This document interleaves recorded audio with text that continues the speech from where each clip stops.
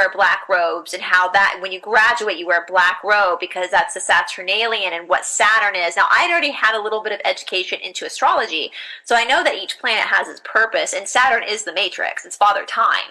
And Saturn in its appropriate template is not negative, it just is what it is. But they have, the cube, the black cubes, the town square, the Elohim, elders, elevate. The mortarboard. Yeah. Yeah, exactly. Everything. And it was so, the earrings that we wear, the wedding bands we wear, the rings of Saturn, it was so just, and Jordan Maxwell himself was a brilliant researcher. In a time where there was no internet, he was spending his hours going through old books, and I was so flabbergasted at what I heard. It was like once I heard it, I couldn't unhear it. But been saying that up until that point, I had been kind of primed anyway because I was going through my yoga experience. I was challenging my own thoughts. I was doing all this work on myself. That after that documentary I couldn't touch any of that stuff again for a whole year. I had to wait for like a year before I could entertain it again because it affected me so deeply. And it wasn't like what he was saying was necessarily bad, but it was just so obvious that what I thought was just good old citizens creating just a fair society had a much deeper meaning and much deeper.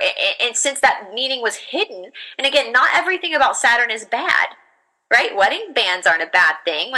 You're just showing the world that you're taken, basically. And the left finger connects to the, it's all this stuff so it's not necessarily bad, but it was just not what we had been taught.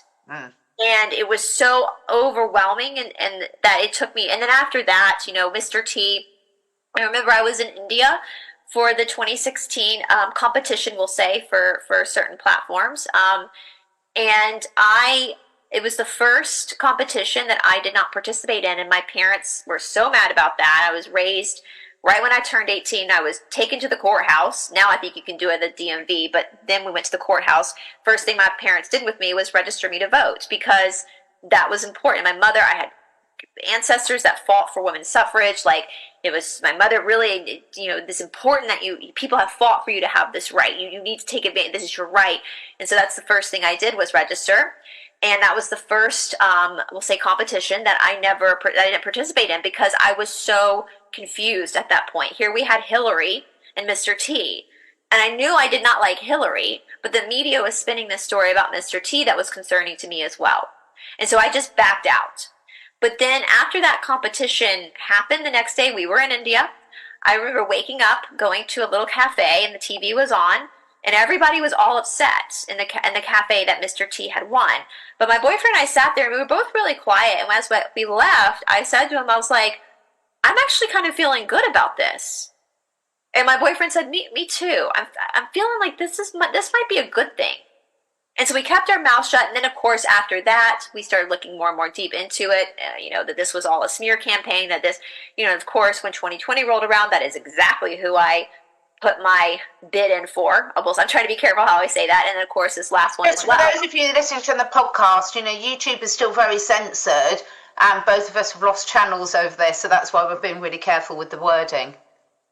But it's like, speaking of losing channels, Catherine, it's like once that Pandora's box opens, it doesn't close again. Never. You and I have been literally gone through hell and back just for stating our opinions on world events. And and the more they do that, the more you're like, well, I must be right about something because you're trying to shut me up.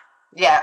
And that's been really hard as an American, I will say, because our First Amendment right is freedom of speech. And people have filed lawsuits throughout the beginning of this country when their freedom of speech is being impeded upon.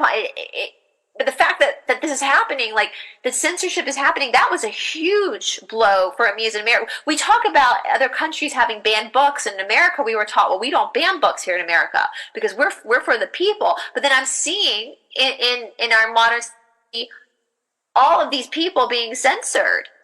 What do you mean?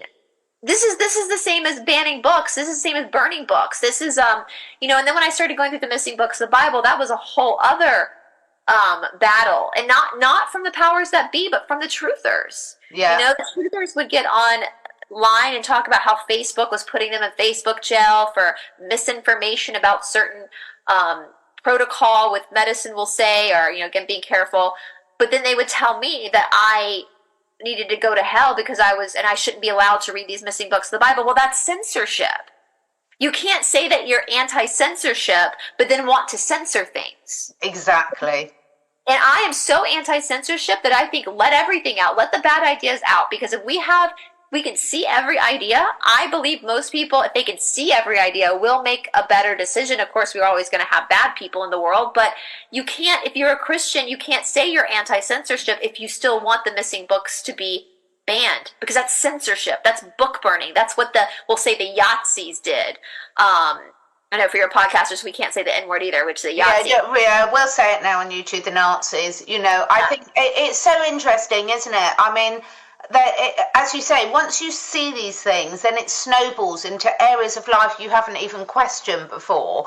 I mean, with this journey for yours, give us an example of something where something really personal to you, where you sort of thought, perhaps over the last couple of years, oh wow, even I was still programmed in that area. Geography and history. It comes back to that too. I don't even remember how I stumbled upon the fact that Egypt, and we've done a video over this, Catherine, and I'm not saying 100% Egypt was in America, but I know sure as hell it's not in Africa. Yeah. And the fact that is always, I've traveled the world. I've been so lucky. I've lived in India, Australia, all over Europe, England, everywhere. I've been able to just travel. That is one thing that was all I give my parents credit for that. My mother traveled a lot as a child. It was very important to them that we see the world. And so I give my parents